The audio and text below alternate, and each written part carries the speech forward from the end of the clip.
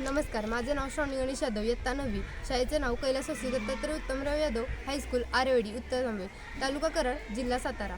नमस्कार, माझे नाव सृष्टी मंगेश पवार, इयत्ता 7वी.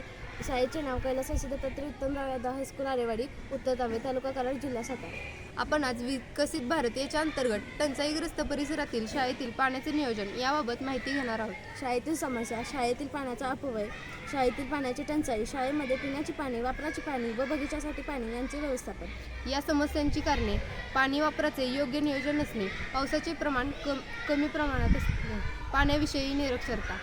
उपाययोजना: पिण्याचे पाणी व शालेय परिसरातील स्वच्छता व इतर वापरासाठी लागणारे पाणी याविषयी विद्यार्थ्यांचे उद्बोधन करणे. विद्यार्थ्यांना पिण्याचे पाणी व वापराचे पाणी वर्गीकरणाचे फरक दाखवणे.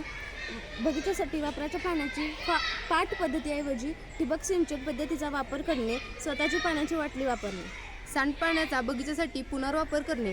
शोषखड्ड्यांच्या रूपाने पाणी जमिनीत मुरवणे. निसर्गाच्या पाण्याची उपलब्धता याविषयी विद्यार्थ्यांचे उद्बोधन करणे. रेन वॉटर हार्वेस्टिंगचा वापर करून भूजल साठा वाढवणे. धन्यवाद.